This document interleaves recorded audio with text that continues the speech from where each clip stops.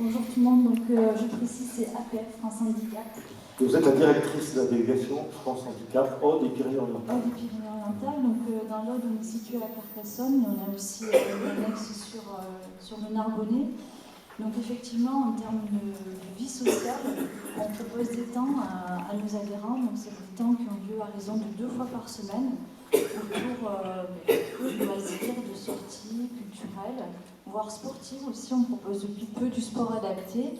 Et il y a un atelier qui fonctionne pas mal, et ce depuis de nombreuses années, c'est l'atelier autour de l'art plastique. Alors écoutez, je vous propose un truc, comme on est des magiciens, je vous propose qu'on regarde un petit peu un extrait d'un film des APF qui a été tourné à Carcassonne, où on vous voit, on a quelques témoignages.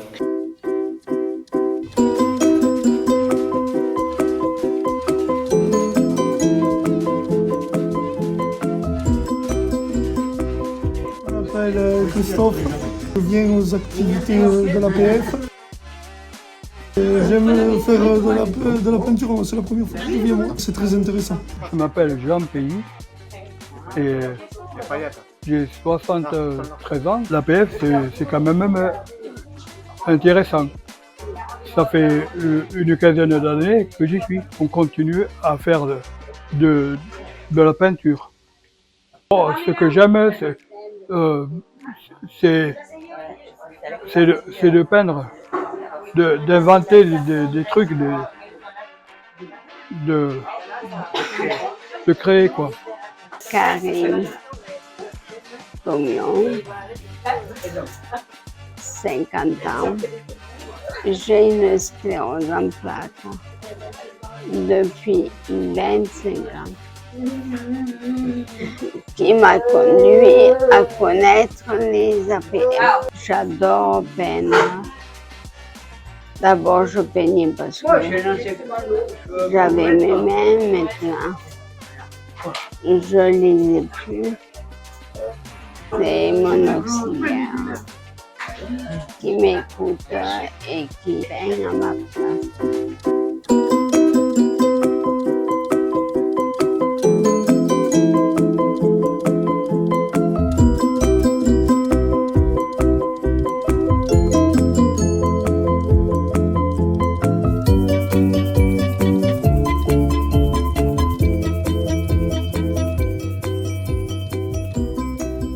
J'aimerais tout ce qu'on fait là.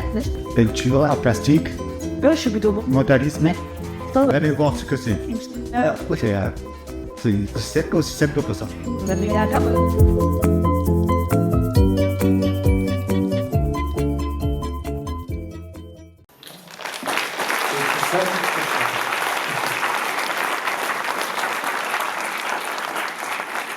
C'est un joli bazar aussi, hein, la table de l'art graphique, là, c'est... Alors oui, effectivement, ça peut être un joyeux bazar, mais un petit peu organisé quand même. J'imagine. À travers les salariés de la délégation et tout le personnel. Donc c'est un petit groupe, pour préciser, d'à peu près une dizaine de personnes, pas forcément toujours le même, qui se retrouvent 1 à 2 fois par semaine, notamment autour de cet atelier. Donc au niveau des handicaps qui peuvent être représentés, c'est vrai que de par son histoire, APF France Handicap, c'est essentiellement le handicap moteur. Ça peut être aussi des personnes accueillies avec des troubles associés. On a aussi des profils autistiques et voire du handicap aussi, déficience visuelle ou auditive. Donc on va dire que le handicap est élargi, mais plus essentiellement le handicap moteur. Voilà. Merci. Merci à vous. Simon, je crois que...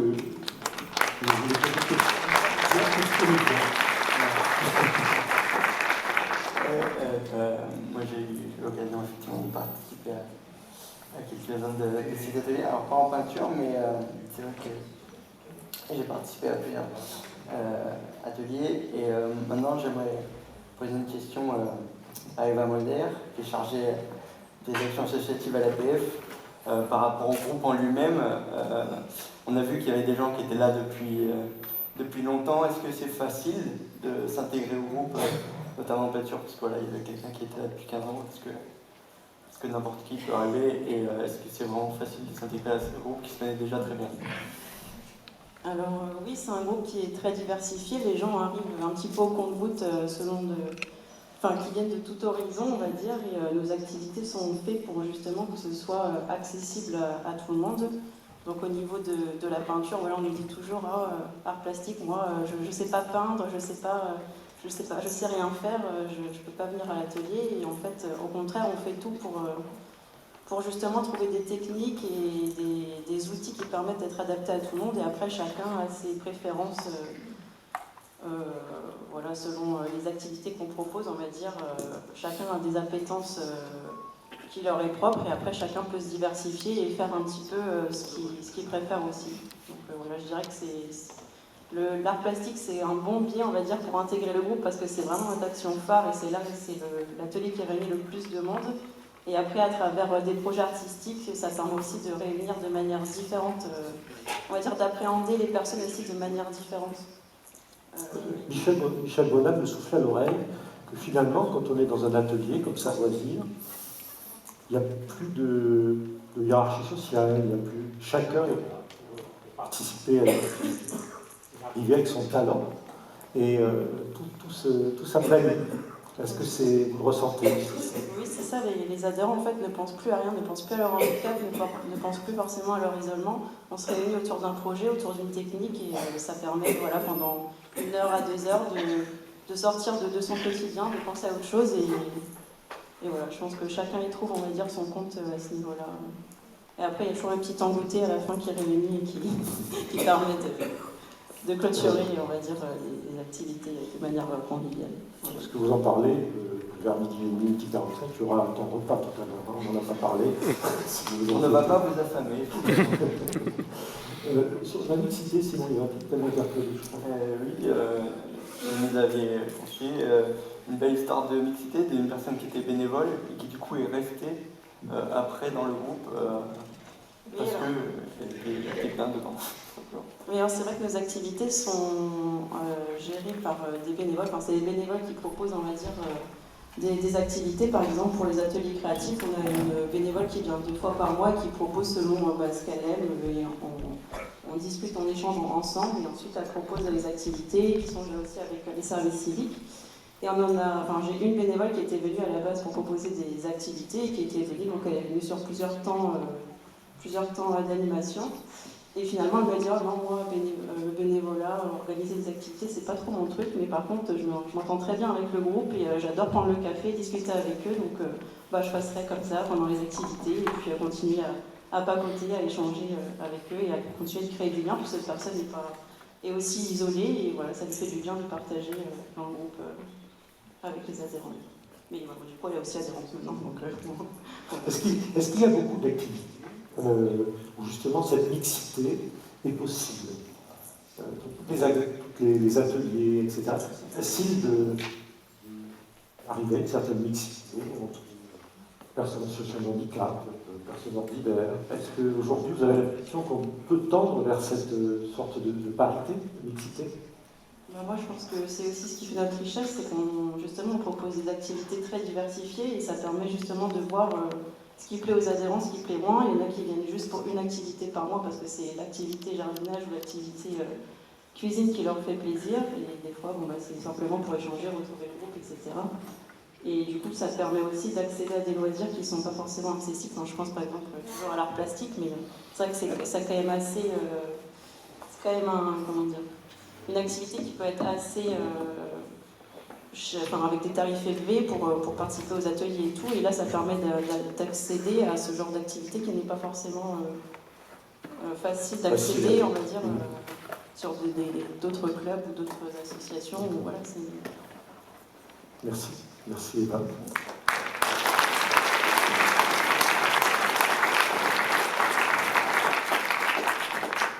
Alors, je ne sais pas si vous avez vu tout à l'heure dans le film avec Sabine, les animaux prenaient beaucoup de place. Et puis on s'est dit, quel est le rapport avec les animaux? Alors je ne sais pas, est-ce que Erika Toscano est là? Ah, là-bas. Est-ce que Gaïa est là aussi? Elle est là, elle est sage. Vous voulez avancer pour nous montrer Gaïa?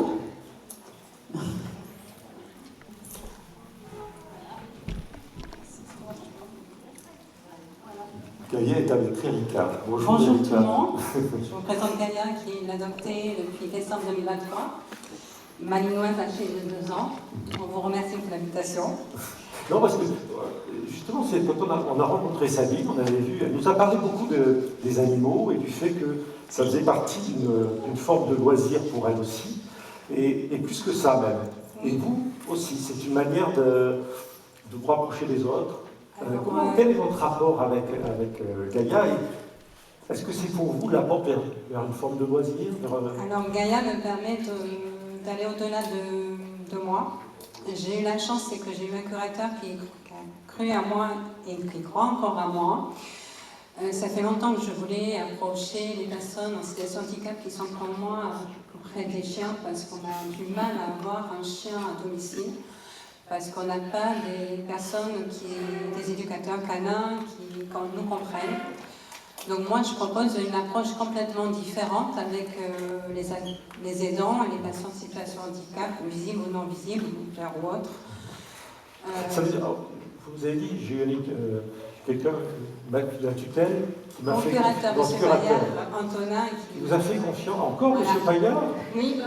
Mais c'est pas possible. Qui m'a poussé jusqu'au bout et qui me pousse encore pas plus tard que ce matin.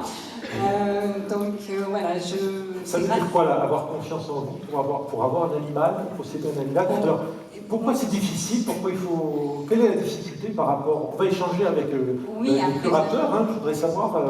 Parce que quand on se présente à une STA, quand on dit qu'on est majeur protégé, personne en situation de handicap, on n'est pas considéré comme une personne qui a la conscience de l'équilibre de l'animal, ni ses bien-être, etc. Donc, M. Paillard a toujours été là pour m'aider dans mes choix. Même j'ai accueilli, grâce à lui, des chiens en très grande difficulté et des familles d'accueil. Le jour que j'ai dit que je prenais ma retraite, il m'a dit « mais vous ferez autre chose ». Exactement, je fais autre chose. Donc je me suis rendu compte avec Gaïa, c'est qu'on a essayé de faire des cours avec des valides et on ne peut pas. Pourquoi? Parce qu'ils ne nous comprennent pas. Qui ne comprend pas qui? Les comportementalistes, les éducateurs canins n'ont pas la même approche avec nous, les personnes en situation de handicap. Soit ils ne savent pas nous parler, soit ils nous hurlent dessus, c'est un choix. C'est même une bêtise, non? Voilà. Donc personnellement, nous l'avons très mal vécu avec Gaïa. Donc maintenant, je propose des cours, même si je n'ai pas encore la cassette et que je vais bientôt passer. Voilà, je propose parce qu'une approche complètement différente. Alors c'est quoi? En quoi c'est différent? En approche, je rencontre d'abord les personnes handicapées, en situation de handicap, peu importe, les aidants, les accompagnants et leurs chiens s'ils ont un chien. S'ils ont un projet, on en discute. Tout se fait à travers le dialogue, la paix, la sérénité. On ne se stresse pas. Pour commencer un cours, on prend la météo de chacun. Du chien aussi, savoir si on a passé une semaine complètement pourrie parce que c'est possible. Voilà, et savoir qu'est-ce qu'on a envie, qu'est-ce qu'on attend dans ce cours. Ça peut être, moi j'ai eu récemment, la semaine dernière, une jeune maman de Malinois, Croisé-Youski, qui avait peur de détacher son chien parce que tenir son chien c'était précieux. Voilà. Ça rassure, etc. Donc c'est travailler autrement. Tout en pensant à l'équilibre du chien, parce qu'il est là pour s'accompagner d'un handicap. Moi, je sais, quand j'ai des crises où je ne peux pas marcher, Gaïa, en 9 mois d'adoption, m'amène une béquille, et ça fait 1 mois qu'elle commence à me dire qu'il y a une crise qui arrive. Voilà. C'est-à-dire qu'elle anticipe? Elle commence à anticiper. C'est ce qui m'a permis de pouvoir venir aujourd'hui en toute sécurité, parce que je sais qu'on a dû s'arrêter à un moment donné.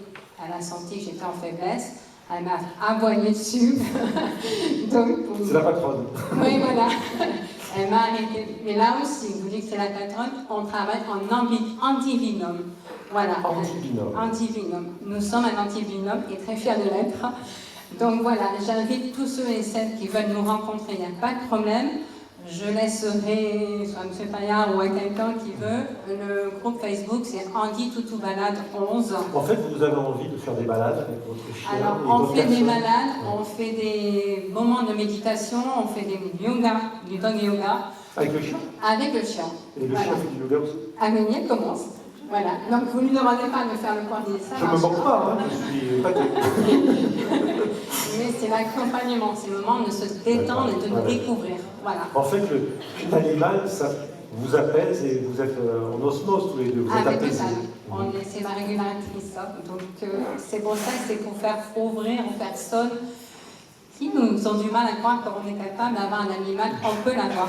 Alors, est-ce qu'on pourrait poser la question, justement, il peut y avoir S'il y a des des questions. curatelles, des tuteurs là, dans le salon aujourd'hui, allez-y. là, hein, je voudrais savoir, est-ce que vous avez déjà hésité ou dit, ben non, je ne vous conseille pas de prendre un animal, ou est-ce que ça vous est arrivé dans votre pratique professionnelle? Les gens de la TDI, par exemple, je ne sais pas. Antonin? Alors, oui, mais Antonin, tu es ça. De toute façon, à TDI, Alors, un jour, Antonin, ex-ATDI, toujours, hein, on est mais d'accord, hein. ATDI un jour, ATDI toujours. Merci. Non, je pense que Erika a tout dit. C'est-à-dire que... Oui, non, mais moi, ce que je voulais savoir, c'est comment, professionnellement, vous avez réfléchi à cette idée? Est-ce que c'était immédiat, genre, vous voulez avoir un chien, allez-y. Alors moi, c'est elle qui a réfléchi à l'idée. Oui. Moi, l'idée, j'ai pas eu à la construire, elle l'avait déjà construite et bien construite. On a juste eu à discuter des modalités d'accompagnement, de prise en charge de l'animal, et il n'a pas fallu longtemps pour qu'elle arrive à convaincre qu'elle était totalement en capacité de s'occuper d'un animal, elle le faisait déjà avant. Donc après, je l'ai juste laissé dérouler son projet. Et j'ai essayé de un petit peu casser les murs dont elle parle avec la SPA, etc. Avec parce que ces organismes-là, ils sont... Oui, systématiquement. Alors, il y en a a priori... Dans la pratique que j'ai eue pendant 6 ans, dès qu'une personne protégée ou en situation de handicap que je pouvais accompagner souhaitait se rapprocher de ces organismes pour acquérir un animal, on avait un appel. Merci de nous attester qu'elle a le budget pour l'acheter les croquettes, merci de nous attester qu'elle a le budget pour le vétérinaire, merci de nous attester que son équilibre psychologique ne fera pas de... Voilà. J'espère qu'ils font ça avec tout le monde pour savoir si les gens J'espère aussi. qui adoptent un chien ont les moyens de payer les croquettes. Mais oui, et c'était comme ça. Mais je n'ai eu qu'à dire casser ces freins-là, parce que le reste, elle l'a monté toute seule. Et je lui en ai félicité encore ce matin, comme elle l'a dit. Donc, je vous félicite. Et surtout votre désir de partager et de le faire vivre à d'autres personnes. Je ne sais pas, dans la salle, est-ce que quelqu'un tout d'un coup se dit, tiens, j'y avais pensé, mais je n'ai pas osé avoir un animal. Oui?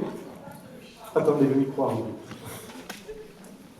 Alors, moi j'ai toujours voulu des animaux parce que j'ai grandi avec les animaux. Enfin, avec les chiens, les chats, tout. Sauf que, pour l'instant, je sais que je ne peux pas parce que je suis dans un foyer. Et que les animaux ne sont pas autorisés. Ah bon? Mais les foyers, c'est impossible. Hein? Ça confirmé dépend. ou ça a changé?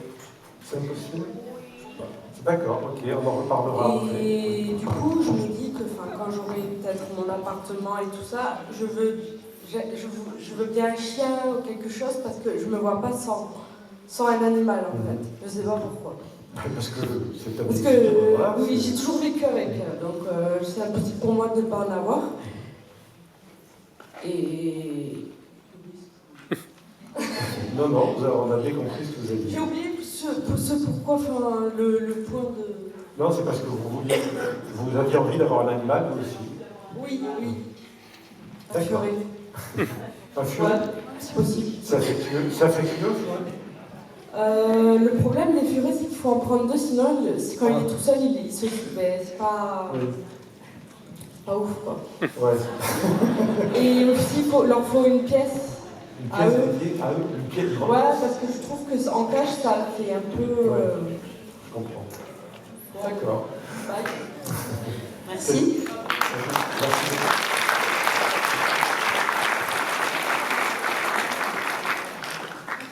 Donc moi, personnellement, j'ai une chienne depuis maintenant 6 ans, que j'ai d'ailleurs prise à la SPA. Et honnêtement, quand je l'ai prise, tout le monde m'a dit « tu ne pourras pas m'en occuper, tu ne seras pas capable ». Tu ne seras pas capable. Ouais, ça a été... comme ça tout de suite. Ouais, c'est ce que tout le monde m'a dit. D'accord. Et en fait, ça a été une renaissance. Elle m'a beaucoup aidée, dans mon parcours, elle m'a beaucoup aidée, c'est-à-dire que je faisais beaucoup d'hospitalisations. Ben, dès que je l'ai eu, les hospitalisations diminuaient.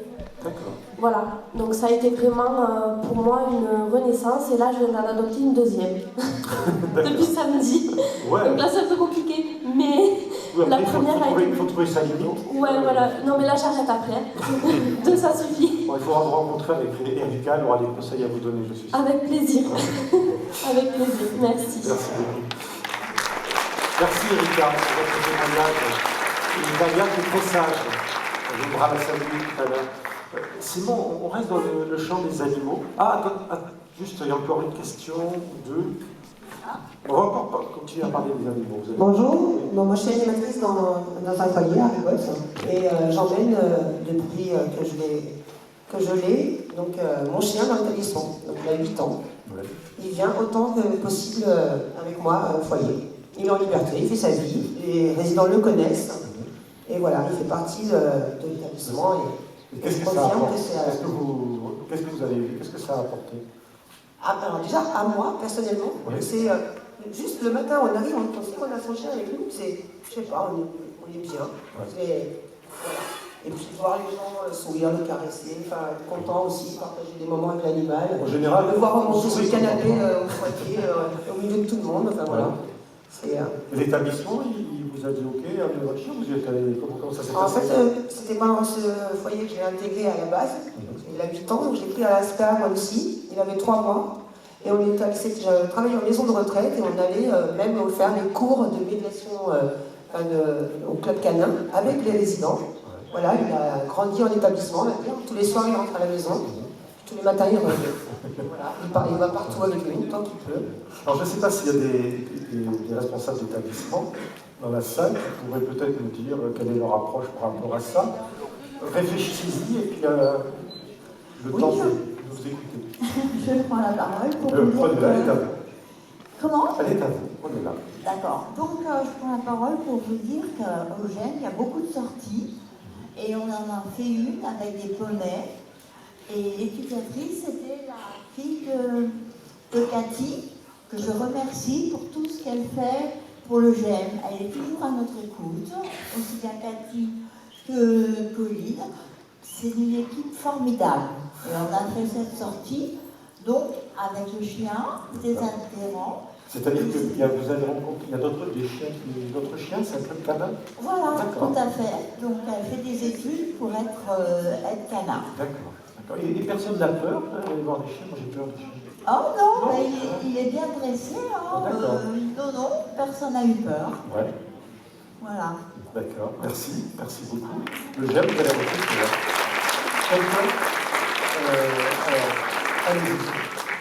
Oui, bonjour. Sarah Ménager, je suis présidente de l'association des Miravins. On propose des séjours adaptés. On en parlera tout à l'heure encore plus longuement d'ailleurs. Mais du coup, des séjours adaptés, des séjours vacances. Est-ce qu'il y a un lien avec les animaux? Oui. Ah, dites-moi. Parce qu'après, on en parlera un peu plus longuement de votre association. Et donc, la directrice Alba propose tous ces séjours avec 2 chiens.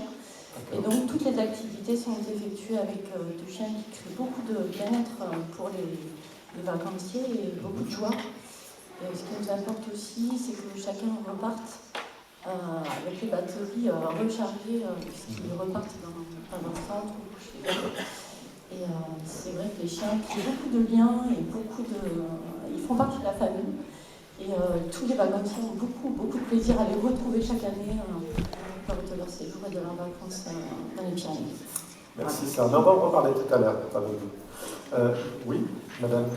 Bonjour, je ne suis pas directrice, mais référente d'un foyer de Narbonne-Plage de la Blême.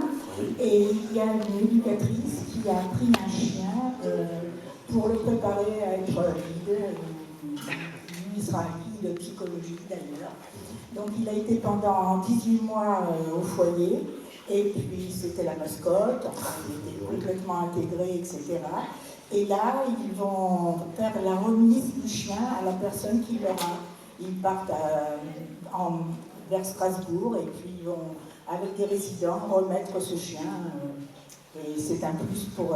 D'accord, donc en fait, vous éduquez le chien dans le foyer, c'est ça, et après vous le confiez à un Elle l'éduque quand même beaucoup chez elle, elle l'amène tout le temps au foyer. Il va être confié à une personne particulière? Il souffre de problèmes psychologiques. D'accord. Et donc, c'est pas un déchirement de chien son âme? Ah, ça va être dur. Ah oui, il va falloir le remplacer. Ça va être dur pour tout le monde.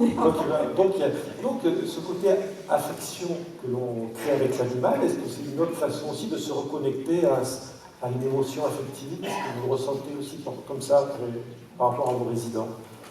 Ben, je suppose, hein, moi, je pense qu'ils sont tous heureux de l'avoir et que ça va être un grand désastre pour eux, mais peut-être qu'il y en aura d'autres, parce que la voie est prise. Oui. Donc ça peut donner des idées, effectivement. C'est notre façon d'intégrer. Mais c'est aussi faire preuve d'altruisme, parce que élever un chien et puis le donner après, c'est bien difficile. C'est sûr. Merci. Merci de votre témoignage.